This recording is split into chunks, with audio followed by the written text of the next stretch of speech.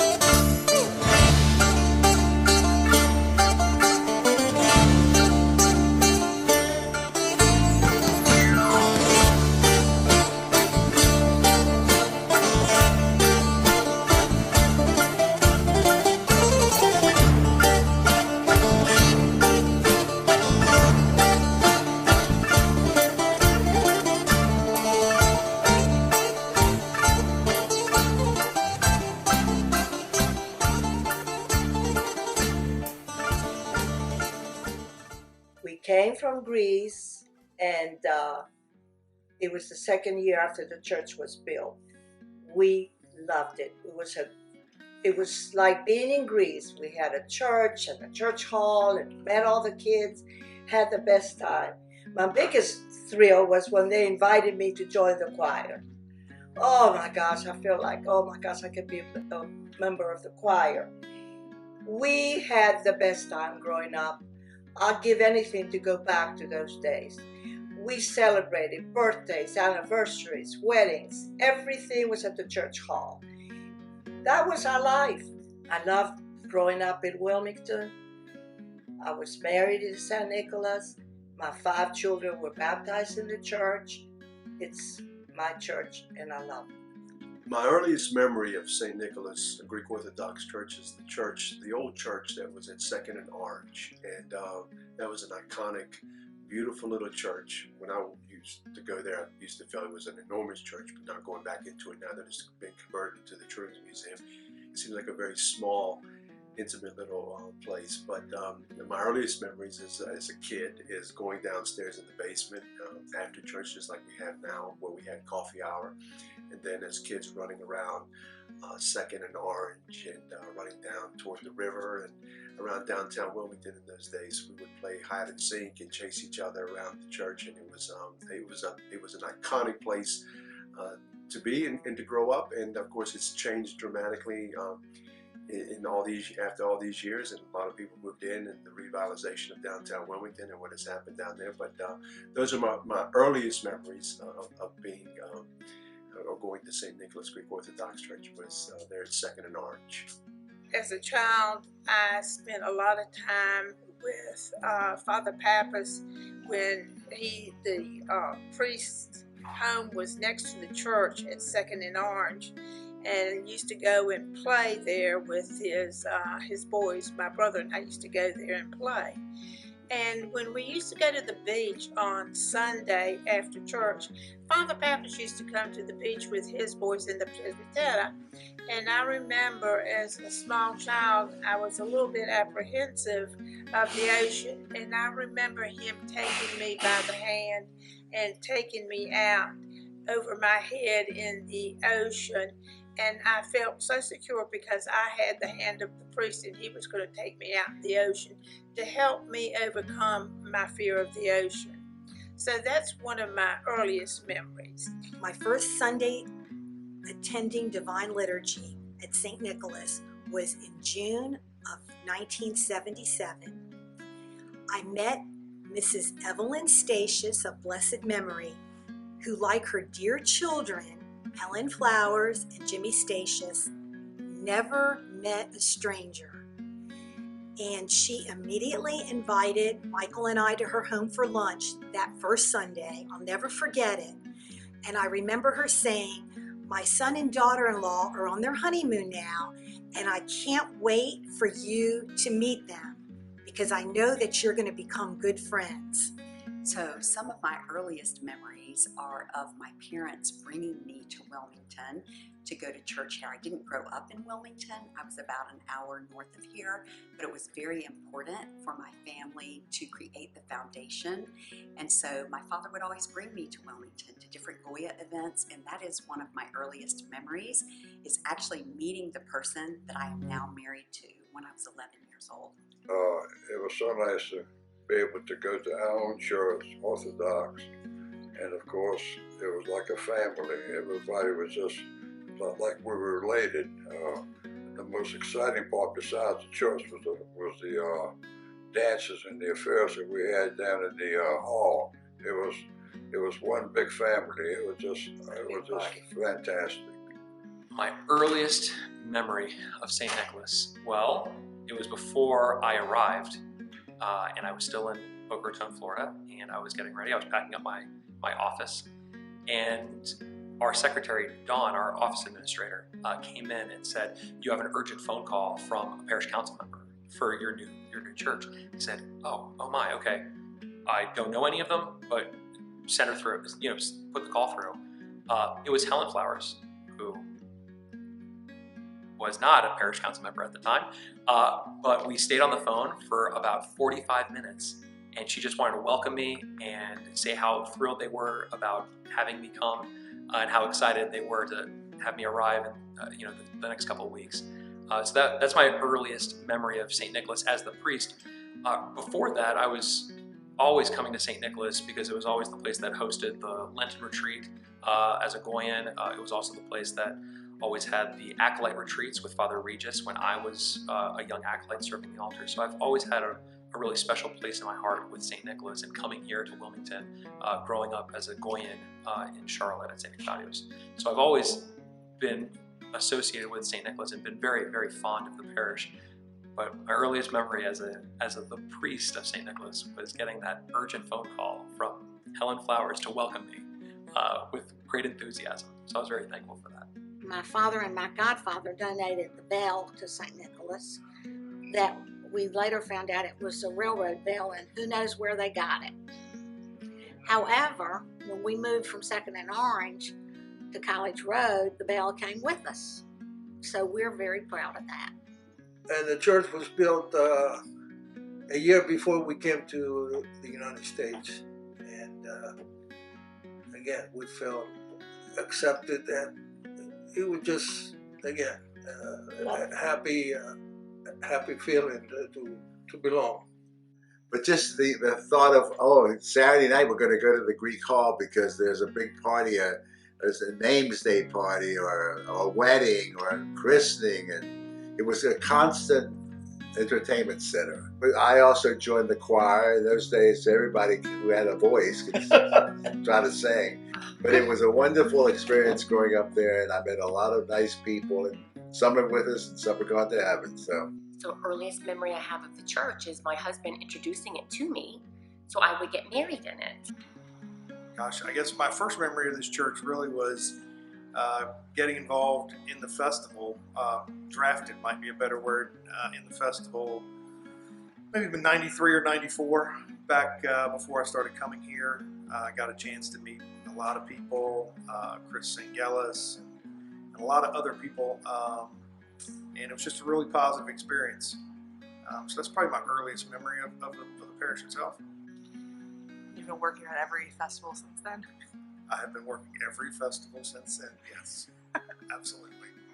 I have a lot of fond memories of St. Nicholas. Many of those include our days as high school students at Bible class that Nick Ponis would conduct for us.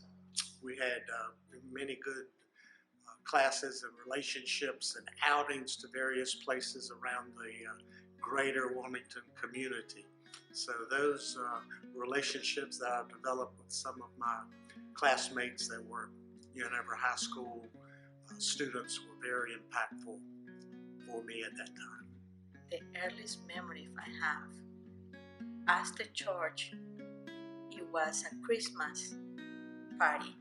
It was December, and you guys was having the Christmas party in the hall, and I just loved to see what was going on.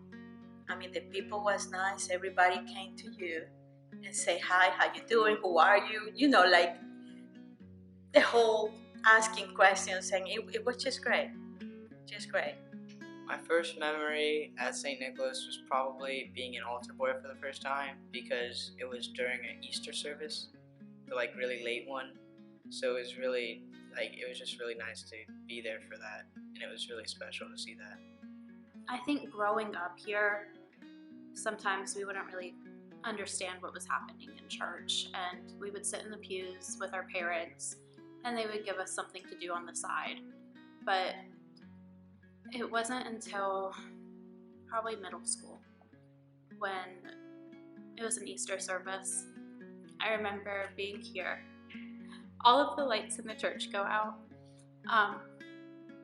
and I think it was Father Matthew was here, and he brings out the one light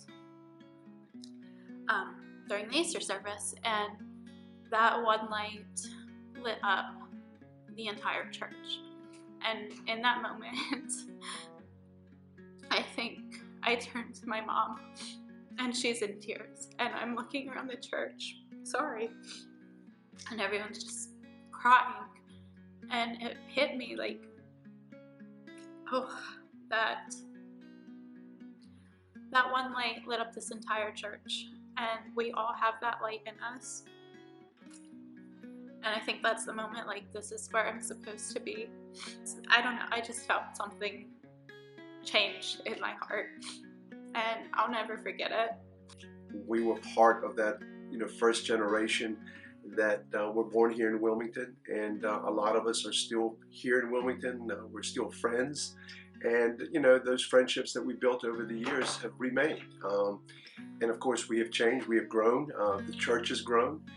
It has changed. I can walk into the church today, and I would probably say that the vast majority of the church now are converts, or people that have come into the faith through marriage and what have you. But in the years that we were growing up, it was pretty much a Greek Orthodox, Greek-centric church, and all of the holidays that we spent together. They were iconic, and it was a beautiful time to grow up in Wilmington. It was a beautiful time for the church and in the beginnings of the church. So I have a lot of fond memories of a lot of the people that I grew up with in the church, and a lot of the characters, because I was talking to my brothers. We've talked amongst ourselves about the characters that we had in our church, and all those characters now are gone, but we had a lot of characters, and it was just a fun place to be, and a lot of parties, a lot of dances, a lot of good times, and we were a very close-knit community, and we looked more inward than we did outward, like most immigrant communities when they come to this country. We look more inward than we did outward, but obviously that has changed over the years, and those are really just special times that I remember and I miss. My favorite memory of growing up in the church was marrying my husband at the church 62 years ago. Did you hear that? Did you I hear that? heard it. Wow. Oh, well, my favorite memory is raising Tommy and George in this church. And when we sold Crazy Pizza, and really that was our commitment. When we sold the restaurant, our commitment was, now we come to church on Sundays. And we started coming and joined Goya, and it was life-changing for me because I really didn't know anybody. Of course, I knew of them, and people were kind and nice, but there wasn't the intimate friendship that I was searching for. And so when Tommy and George started to come to the Goya meetings, and then Zaharoula made them dance, and it was like, they were like, I'm not gonna dance. But I was so grateful because she got them to come, and they felt what's the Greek word? Pareia? Is that right? Yeah. Yeah, they felt that, and the kefi, the energy. And all they wanted to do was to come to church. They became altar boys. They would not miss church. They were the ones that got us here on time so that they could serve in the altar, so that they could go to Greek dance practice. And the friendships that we made as mothers and fathers was it's still one of my favorite memories to this day, because it was for years. It was all through middle school, all through high school, and we did everything together, and that was the best part. When the kids start dancing, when they start Goya, and we start to go into HDF and all those places, we all became family. We did. And that made a huge difference because you just want to be together. You just want to be there. Every weekend. Every weekend, every day. You just want to do something to be together because that's your second family. That's your family. So I was going to the church. I was going to the dances to see my little honey Despina because her father was very strict. And back in those days, you couldn't date. You had to go to either the church party or somebody's house party To see each other. There are people in this church that our families have been friends for 4 generations. And it's heartwarming. It's very satisfying to both Maria and me to see our children initially and then now our grandchildren to grow up in the Greek Orthodox Church. When Eve and Tara were young, they were in Goya, obviously, and then also in later years they attended St. Stephen's Camp and the predecessor to the Diaconia Retreat Center, and they developed many close relationships with other Greek Orthodox youth around the metropolis.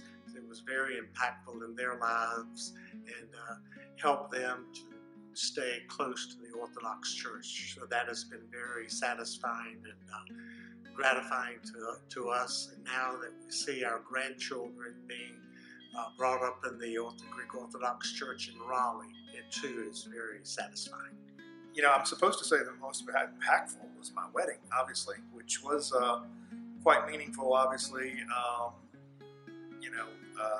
Southern Baptist meets Greek Orthodox. But as far as most impactful, certainly when I converted, I think, which was about 4 or 5 years ago, that was certainly a very meaningful ceremony for me personally. And it was it's kind of the culmination of a journey that had taken quite a number of years. My heel Doug would pick me up with Dimitri, and he would take us to church super early, and we would get here around Orthodos. So they would go into the back of the altar, and I would steal the pamphlet in the front, and I would go into a classroom, and I would practice the epistle. And Dr. Michael let me go up right there at the chanter stand, and he would let me wear the cool black robes, and I would sing the epistle every Sunday. And if that didn't lead me up to singing the epistle every Sunday, I don't think I would have the relationship with God that I do now. You know, singing gave me a way to communicate with God in which I finally understood what I was saying. It gave me a new confidence in myself. You know, for once my confidence wasn't measured by my appearance or by an applause, but it was measured by my faith. And it came from Dr. Michael helping me realize that I had this talent that God gave me. So that's the moment that defined me. My favorite memory, well, that would have to be Hope, my daughter's baptism in October of 2019. We'd just gotten here, and I was so impressed with how the church, St. Nicholas, just the faithful that I just met, basically more or less strangers, just came out to celebrate this beautiful entrance into the church of, my donor. And I was just so moved by how the church just rallied around, again, this strange Father Stephen and his family for this beautiful little sacrament that we were celebrating privately. It's because of the dedication and love of the many parishioners here at St. Nicholas that my children have been able to grow in their faith. That is where they made their friends for life, the friends that they still have, the friends that became kumbadi, and it helps strengthen their faith, and a great part of it is their appreciation of their Greek culture. When I see Telly and Louie on Greek Independence Day, they love to wear their little Evzon outfits. They love to swing the Greek flag. And little Vespina, she just got her first Amalia outfit. And she's actually going to a parochial Greek school in Brooklyn, New York, where she's learning Greek. She sang a little Kalimera song to me last night. So it's just a wonderful feeling, and it's thanks to God, thanks to the love and dedication of the St. Nicholas family that I'm greatly indebted to. Although we're the Greek Orthodox Church and we do work really hard to maintain our ethnicity, our faith, and our culture, one of the ways we've changed over time is embracing diversity long before diversity was a buzzword, and watching us grow into a multicultural faith has also been exciting for me personally. I think the church has changed a lot over the last 20 years. We've been really blessed, I think, as a parish to have had a number of priests. When we got married, it was Father Regis married us, and I think he was instrumental in starting us down the pathway of growth that we have continued down through the past 20 years. It's just been really, really good to see more families coming into the church. It's been really, we've been really blessed to see people from outside. We've had, I think, in the last 2 or 3 years, more converts than I've ever seen before. People from the community. There's more evangelism. We have my children were fortunate enough to go on one of the first organized mission trip a couple of years ago before COVID. That type of outreach, I think, is very meaningful, very impactful, and it's our responsibility to do that as Christians. And I think in turn, our parish is being blessed. Obviously, our campus is growing with the new building, and my hope for the future really is that we will continue to grow as a parish, grow spiritually as a community, and become a greater impact here in the Wilmington, in the Wilmington community. I hope for the future generations that they will have the same warmth, understanding, and love of the church, that they will feel that they have been given the right to be a member of the church or the community, but they have assumed the responsibility for its perpetuation. I hope that during my lifetime or shortly thereafter, we have many of the youth that are growing up now in our parish to also draw near to the church no matter where they live and have families, that they will remember the experiences that they had here at St. Nicholas, and that will help grow them in their faith and grow closer to our Lord. It's always good to see that no matter where we are, so it would be especially meaningful for us to experience that and to see our children that are here today as they grow up and have their own families and to draw nearer to Christ. I just hope they have the same great experience that I had growing up, and they have the great memories that they do with their youth group and Goya and Joy Hope and all of that, and then with dance as well. I hope they all have a great childhood growing up here. This church, this small little church here that has created one of the big festivals, has shown other folks in our community and other cultures, that we should celebrate those things. We should be passionate about it. Obviously, our common humanity means more than anything, but our differences do matter. And when we should celebrate them, and we should be proud of them. And I'm proud of a lot of the people in this church that have given back, including my own godfather, Jimmy Batigas, was the first elected city council member that was not even born in this country, was born in Greece, that became a city councilman. And then to follow in those footsteps and then become the mayor of the city. I'm very proud of that. Our story, a lot of our stories are immigrant stories. We come to this country, we've prospered in this country. We have a responsibility as citizens to give back to this community and to our country, and we can do it in a lot of different ways. I've chosen a public way of elected office, but there's a lot of different ways that people can give back, and we should give back, because we are the bastion of orthodoxy in southeastern North Carolina, and I hope we will continue to be so for the next 75 years. So thank you for allowing me to speak about this great church of St. Nicholas. Well, that takes me to kind of the church's understanding of what makes a church, and that's because we're not just an organization of loosely affiliated strangers. We are a spiritual family. Christ said as much in chapter 11 of the Gospel of St. Luke, where he's preaching to these faithful, the disciples and all those who gathered to hear his word. And one of the women in the crowd cried out because she was just overwhelmed and overcome with the grace that was coming forth, that she was participating in, and said, "Blessed is the mother who bore you. Blessed is the woman who bore you." And he said, rather, blessed are those who hear the word of God and keep it. Now, he didn't say that to downgrade his mother, the Panagia, heaven forbid. He said that to elevate all of those who are around him, all of those who had just been collected because they had, itching ears to kind of hear what was going on, or they wanted to get a little bit closer of a more intimate glimpse at who this Jesus of Nazareth was.